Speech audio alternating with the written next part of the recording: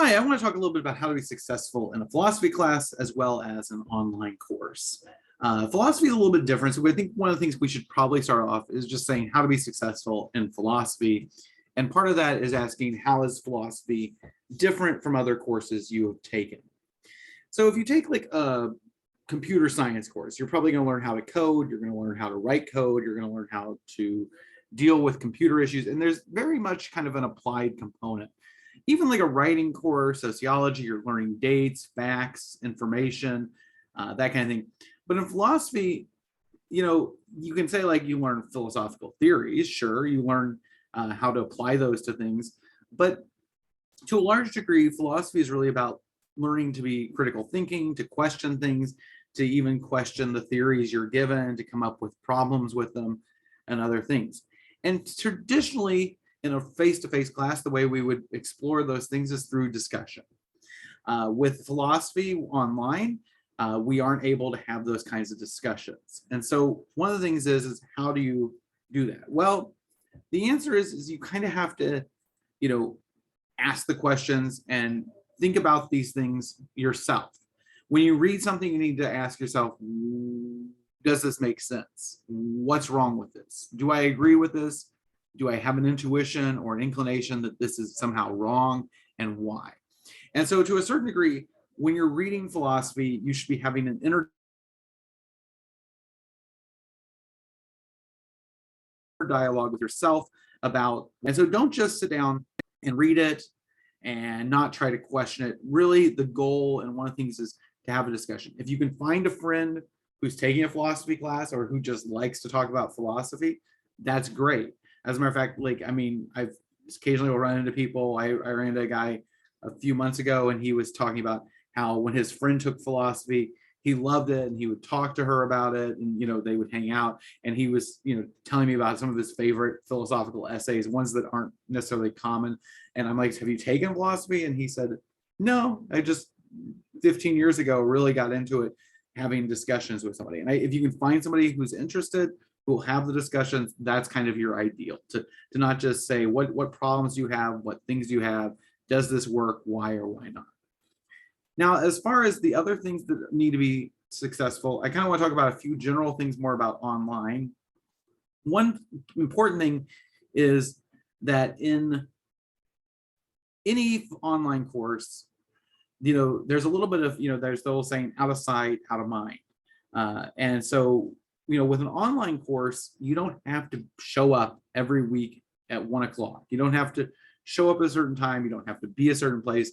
You don't have to answer to me physically, like in the sense that you don't have to show up in front of me and go, "Sorry, I don't have my paper," that kind of thing. You don't have to do anything. You can just kind of disappear, and you don't have to have a specific time when you do it. And so when you do that, I think like all of us, I mean, I'm the same way here, is we all have a lot of things going on in our lives. I mean, I have children, a wife, I have this job, I'm on committees, I do stuff, in the community. And I think I'm a pretty busy person.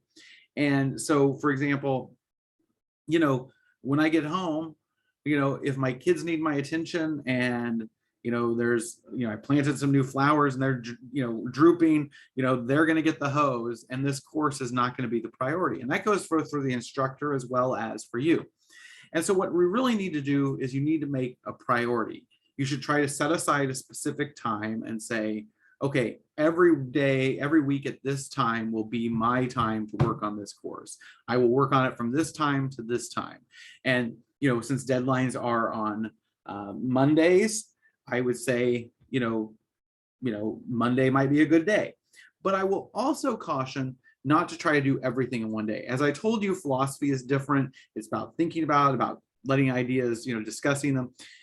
Sometimes you read something and you kind of think about it and you need a couple days to think whether or not it makes sense. So I would suggest you have kind of 2 or 3 days you work on this class where you read stuff one day, kind of think about it, write on another day, and try to have 2 or 3 days for a couple hours where you work on the course. If you're trying to say how much time should you devote, well, in a normal 16-week course, if the course is shorter, then you would, 8 weeks, you would double that. But in a typical course, you meet 3 hours a week. And usually you would spend, they say, 2 hours for every hour in the classroom reading, writing, doing work. So that's about 9 hours a week. So you should probably try to find 9 hours. Now, some weeks you might do 5, some weeks you might do 20, but you should try to find a few days for a few hours at a time where you sort of set aside, and don't try to do it all in one day. Try to do it over a few days so it percolates, and make sure to set aside time, because if you don't, it's going to fall off and you're going to wait till the last minute, and then you're going to try to cram and it's not going to work. And the last thing is physically answering. I'm saying, I'm asking who has papers to turn in.